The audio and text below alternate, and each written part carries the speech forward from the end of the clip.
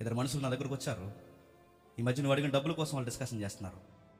జాగ్రత్త అండి అన్న మనసు ఎవరు కదా, నా వైఫ్ దగ్గరికి పోయి వీళ్ళిద్దరు ఇలా వాగుతున్నారంటే నేను ఏమనాలండి?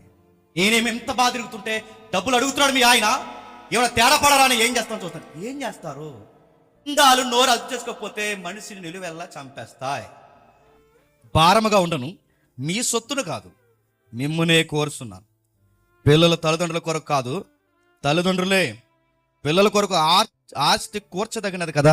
ఏమంటున్నారు చూడండి, అసలు ఎవరెవరి కోసం ఆస్తులు దాయారు, ఎవరెవరి కోసం ప్రాపర్టీ మెయింటైన్ చేయాలి? మీ డబ్బు అడిగానా? మరి వచ్చి పోతున్నప్పుడల్లా నాకు దారి ఛార్జీలు ఇవ్వండి అని అడిగానా? లేదా ఫలానా కోడిని కోయండి నాకు ఈ భోజనం పెడితేనే మీకు మెసేజ్ చెప్తానే అన్నానా? ఏమన్నా అన్నానా? మీకు ఏమైనా చెప్పానా? మీ నుంచి ఒక్క రూపాయి నేను ఆశించానా?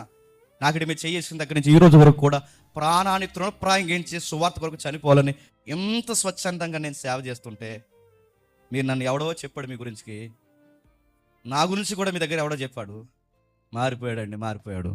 ఈ మధ్య డబ్బులకి బాగా చెప్పండి మరిగేశాడు. ఎవరిని? పౌలు గారు డబ్బులు మరిగేశారట. ఈడే నెలకి 50,000 ఎత్తున్నాడేమో. నా మాట మీకు అర్థమవుతున్నాడు. డబ్బులకు మరిగేశాడండి. ఆయన వివరించుకోవాల్సి వస్తుంది. నేను ఇప్పుడు డబ్బులు అడిగాను అంటున్నా. ఏదైతే చెబుతున్నాడో అవన్నీ ఎవరి మీద మోపుతున్నారు చెప్పండి? పౌలు గారి మీద మోపేశారు. తెంగరోడు అనే మాటలు మాట్లాడేశారు. ఏమీ తెలియదన్నారు. అపోస్తుల కన్నా తక్కువ వాడు అన్నారు. దొంగ పోస్తులు ఎక్కువైపోయారు.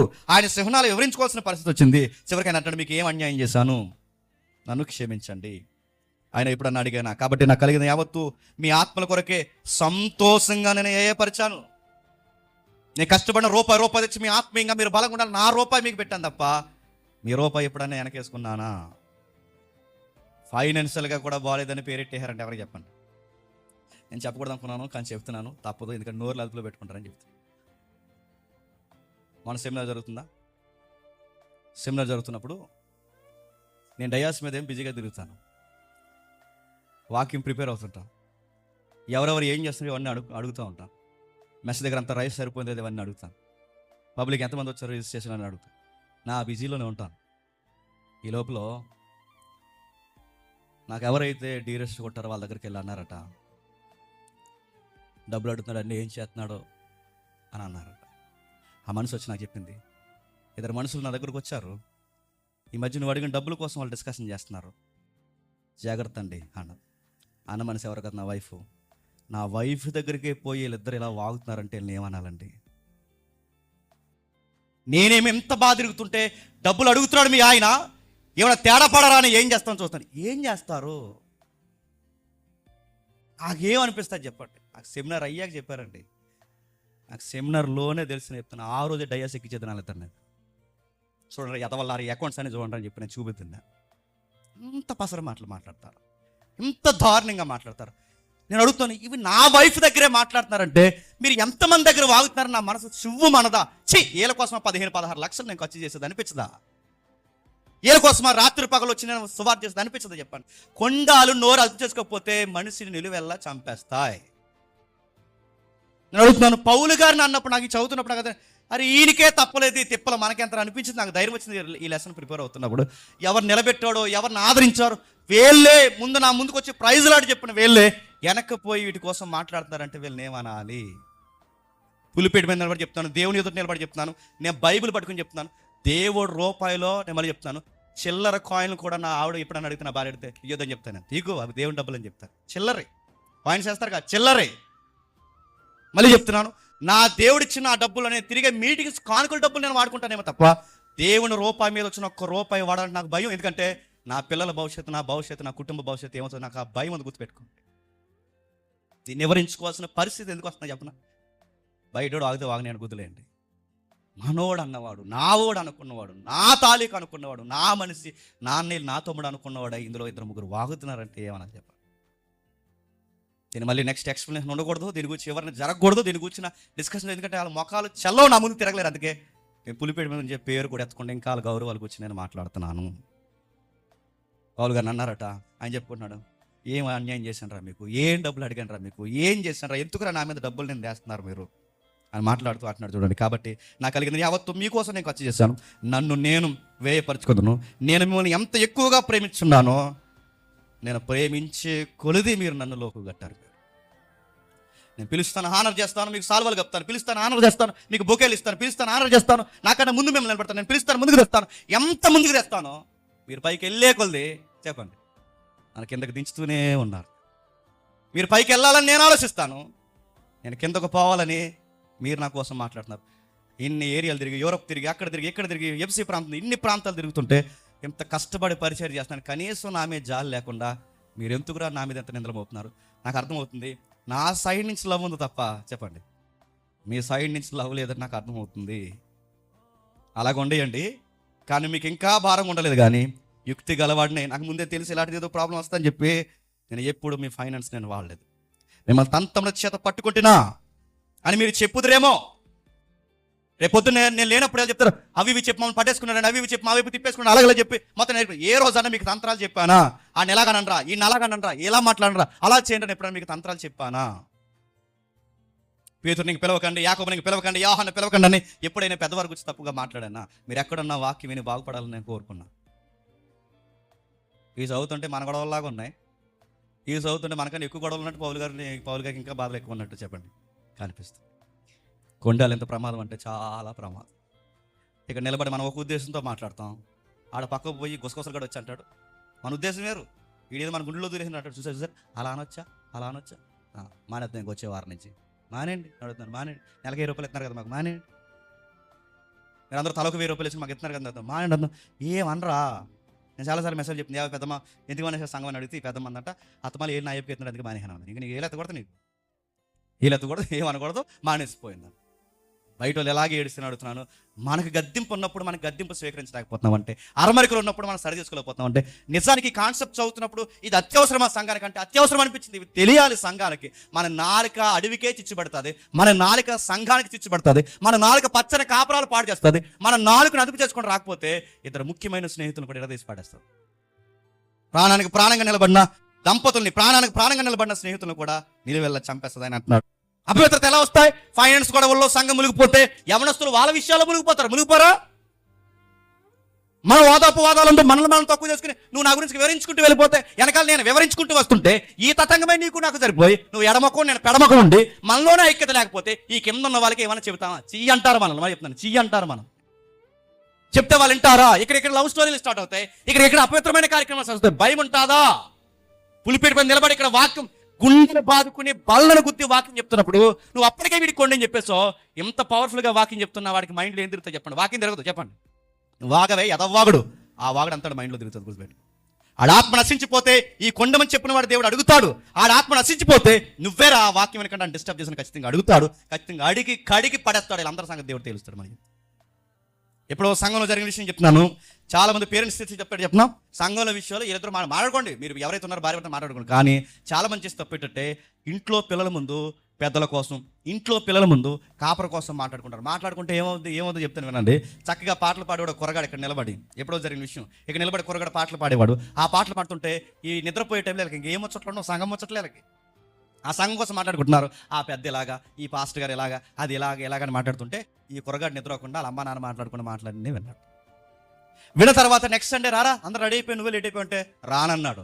ఎందుకు రావరని అడిగారు, రానన్నాడు. ఎందుకు రావరని అడిగాడు, రానన్నాడు. ఎందుకు రానంటే అలాంటి సంఘానికి నాకు రావాలనిపించట్లేదు, మీరు మాట్లాడుకునేవన్నీ నేను అన్నాడు.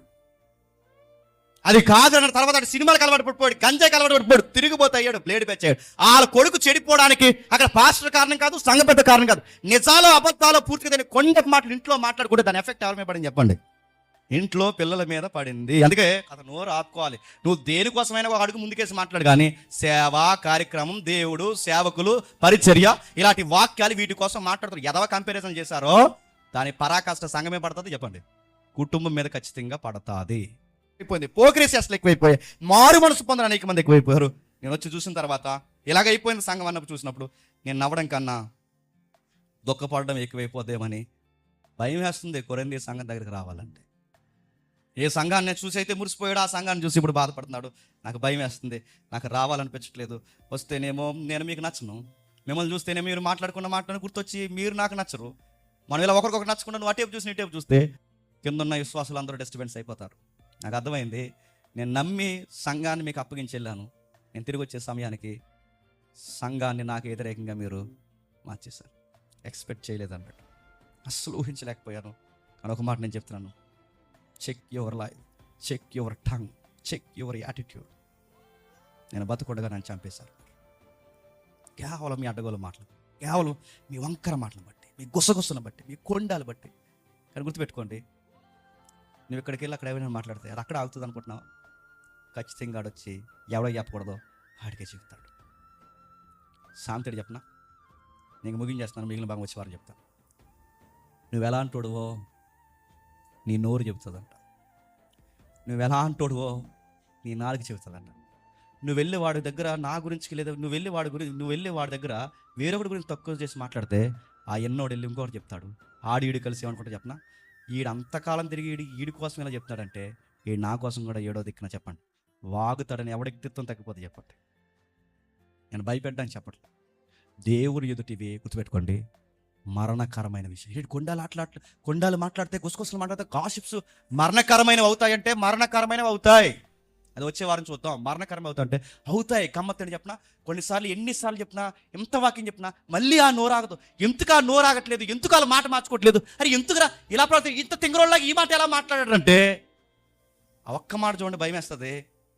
దేవుడు కొన్ని నోర్లు అదుపు చేసుకొని రాకపోతేనట కయ్యేను వదిలేసేలేదో నాకు తెలియదు కానీ యోధాను వదిలేసేటేదో నాకు తెలియదు కానీ చెయ్యరాని కార్యములు చేయటకు చెప్పండి అలా వదిలేస్తాడంట.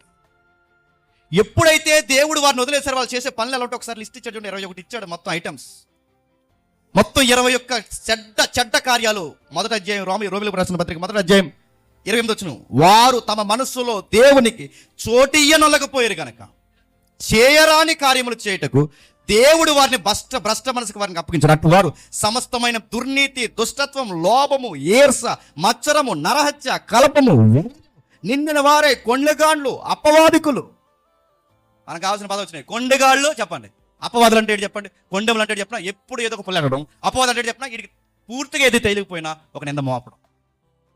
వీళ్ళని పడుతున్నాడు, అరే ఇంత తెలిసి ఎలా మాట్లాడుతున్నారా, ఇంత వాక్యం విన్నారు, ఇంత సహవాసులు ఉన్నారు, అరే ఒక వ్యక్తి కోసం ఇలా ఎలా మాట్లాడనిపిస్తుందంటే వాళ్ళు కనీసం ఈ మాట చెప్తే ఇంత ఎఫెక్ట్ అవుద్ది, ఇది సంఘానికి కానీ కుటుంబానికి కానీ ప్రమాదం అవుద్దని వీళ్ళు ఆలోచించలేకపోయారు. ఏంటంటే ఇలా ఆలోచించలేకపోయారు. ఎందుకు ఆలోచించలేకపోయారంటే వీళ్ళు ఇలా ఆలోచించకుండా వీళ్ళని దేవుడు వీళ్ళు ఇలా ఆలోచించకుండా వీళ్ళని ఇలా తయారు చేసింది ఎవరు?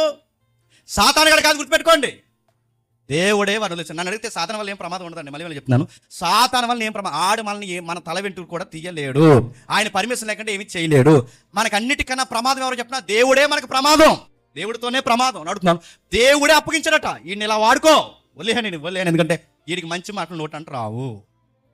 వీడికి అపవాదం ఎవడో ఒకరి మీద నిందలేస్తూ ఉంటాడు. ఆడపిల్లలు లేదు, మగపిల్లలు లేదు, చిన్నోడం లేదు, పెద్దోడం లేదు, వయసు లేదు, సంగమం లేదు, కాపురం లేదు. ఈ నాలుగుకి అడ్డు అదుపు లేదు, ఈవిడ నాలుగుకి అడ్డు అదుపు లేదు.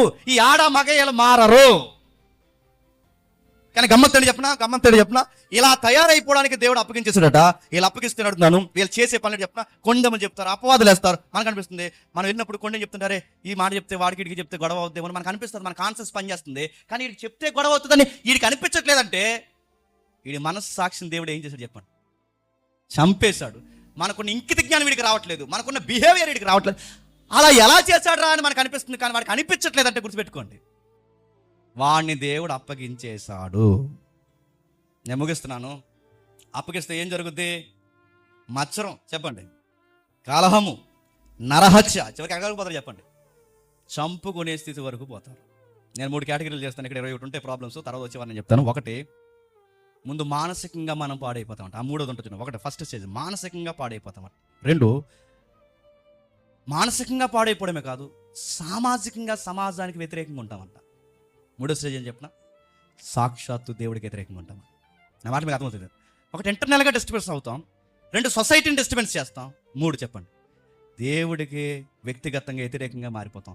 ఈ 3 స్టేజ్లు 21 లోపాలు పాడైపోయిన వ్యక్తులకు వస్తాయి.